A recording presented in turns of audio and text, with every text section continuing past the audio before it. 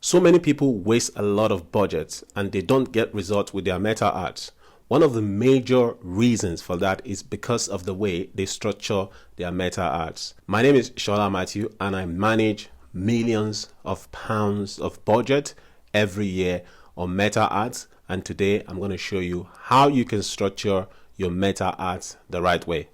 Let's get started. So this right here is a meta structure that works. All right, this is the best meta ad structure you ever hear of. Of course, you know that any meta ad is segregated into three parts. We have the campaign, we have the ad set, and we have the ad itself.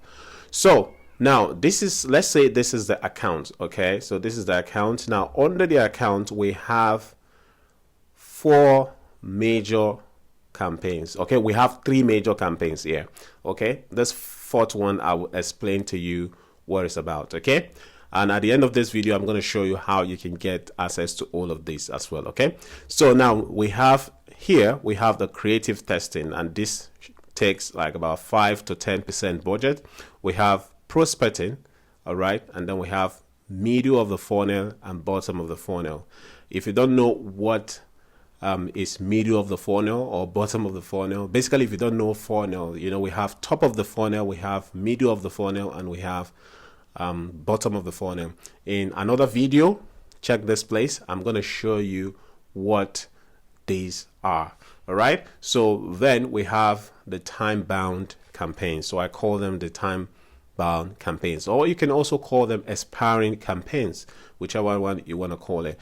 So now this way, this is the account. Then we now have, you know, the creative testing here. So under the creative testing, the best way to do that is for you to use a small amount of budget to test. So what are you testing? Basically, you are testing things like ad formats, you are testing hooks, you are testing you know, messaging, and so on and so forth.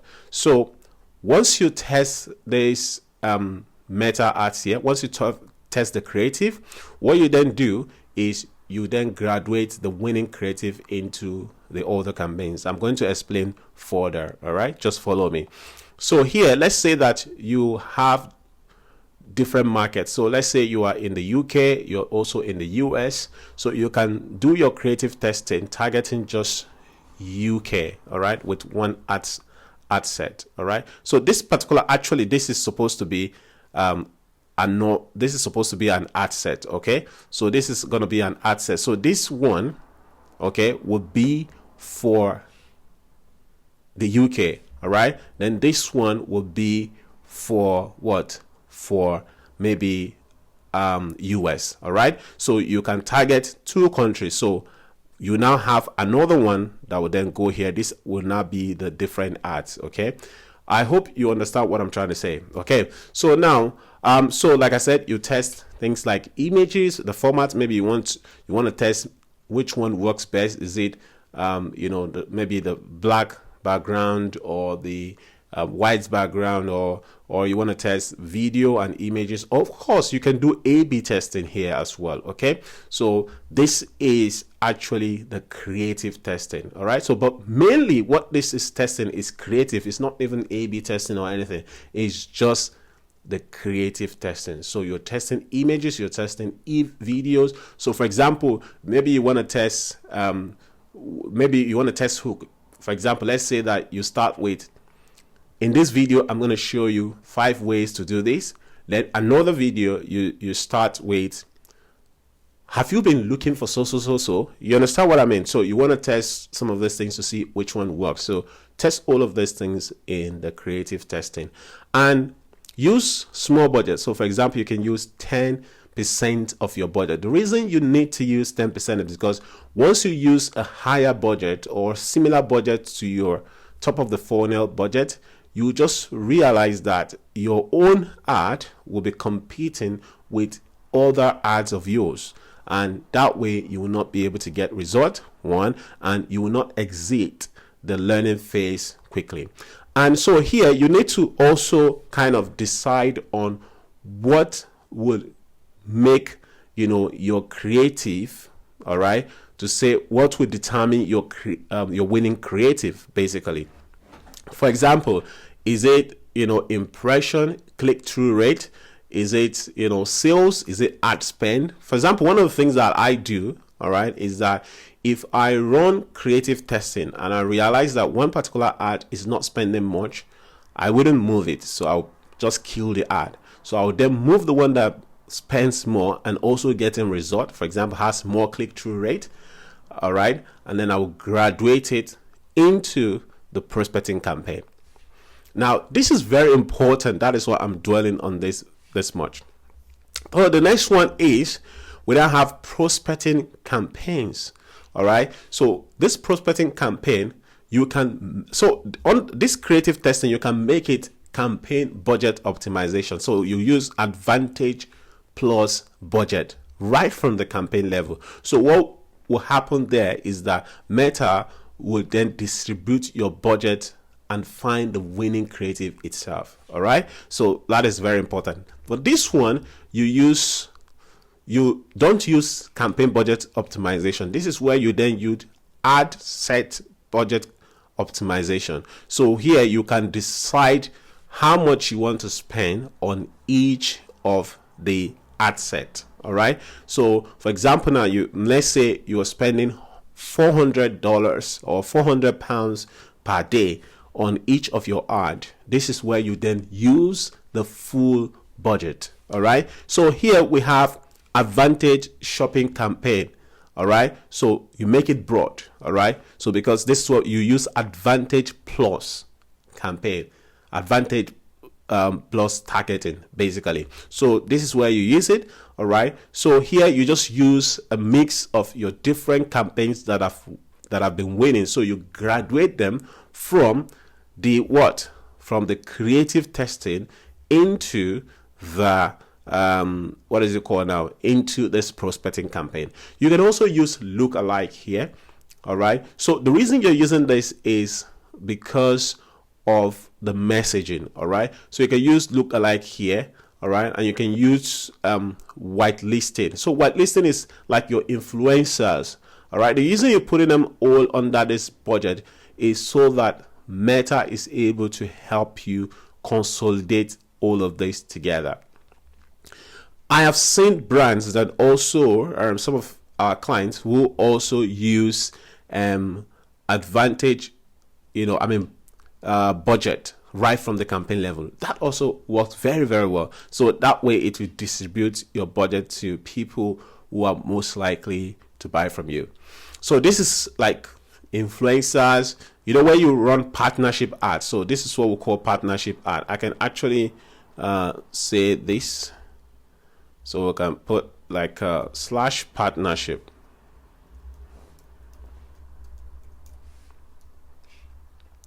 So this is also whitelisting or partnership ads. Okay. And then this is interest-based targeting.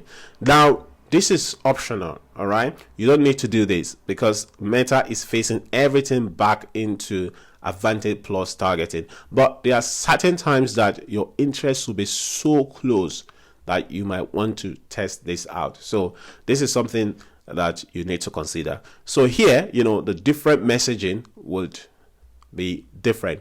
All right. So for example, of course, your ambassadors or your partners or your influencers, the message will be about maybe product testing, product showcasing, walkthroughs, and all of that. It will definitely help, to market your product. Then the last but not the least, of course, we still have one here that I'm going to explain to you. It's now the middle of the funnel or bottom of the funnel.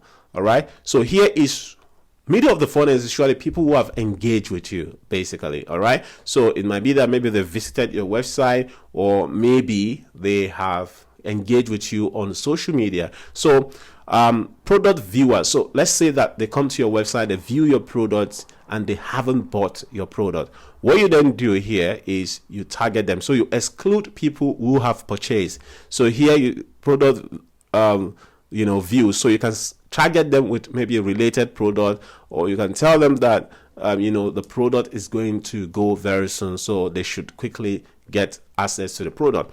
Now, you can also, target people who have visited your website, social engager, people who have engaged with you, or they've watched certain parts of your videos. For example, let's say 25% of your video, 50% of your video, you can then, target them with maybe testimonials, press mentions, tutorials, bundle offers, and all of that.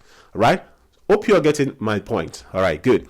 Now, here is one of the most important part, because usually brands, when people go to website, 70% of people don't proceed to checkout. Only about 30% eventually check out. So that is why it is very important that you retarget, people who have added to cart, and then you exclude people who have purchased. So this way, you just say something like, okay, still in your bag, or the product is going very soon, or you offer free shipping or discount to them. All right, so this is very, very, very important, because you will be losing a lot of money if you are not targeting these people. All right, if you are not retargeting them. I understand that email marketing is very important for this, very important. In fact, in our business, we've seen a lot of people buy from this email. Actually, they added to cart, or the people who have possibly, even some of them will have even gotten to the checkout and then they don't buy. This is usually very important, and it's one of the emails that usually convert. So you want to try to have emails set up for this, but at the same time, running advert targeting them will also make sense. All right, then here we have purchasers win back. So this is where you use a considerable smaller amount of your budget and use it to target people who have purchased from you just once, maybe in the last 90 days or in the last 30 days, but they haven't purchased anything again. All right, so you want to use small budget for this, okay, so that it doesn't also affect your order ads. All right, so the last but not the least is this time-bound campaign. So for example, let's say you want to run a Black Friday offer, so you can do all of this in this campaign. So you set up separate campaign so that it doesn't affect the other campaigns. All right, set up a separate campaign, or let's say you have a promo, a special event, or whatever, you can set it up. So this doesn't have to be one, so it could be many. For example, when you want to do another one, you create another one. You understand what I mean? So it doesn't have to be maybe one. I'm just using this, so I call it time-bound campaign. So you just keep running those campaigns like that, parallel campaign, so that you already set a start date and a stop date for this campaign. Maybe you want to run a Valentine offer or something like that. It's actually very good that you can do this one as well. So that is the best way to structure your meta ads. If you have any question about this, drop it in the comment section and I'll be happy to answer all of your questions. And I'm going to leave a link to this campaign structure in the description below, so that you can just go ahead and use it anytime you want. I hope you got value from this video. Please like this video so that other people can see it. Subscribe and turn on notifications so that anytime I post videos like this, you'll be the first to know about it. Before you go, if you have any suggestion or video titles that you want me to create to help you, please drop it in the comment section and I'll be happy to create those videos for you. Till next time, keep making impact.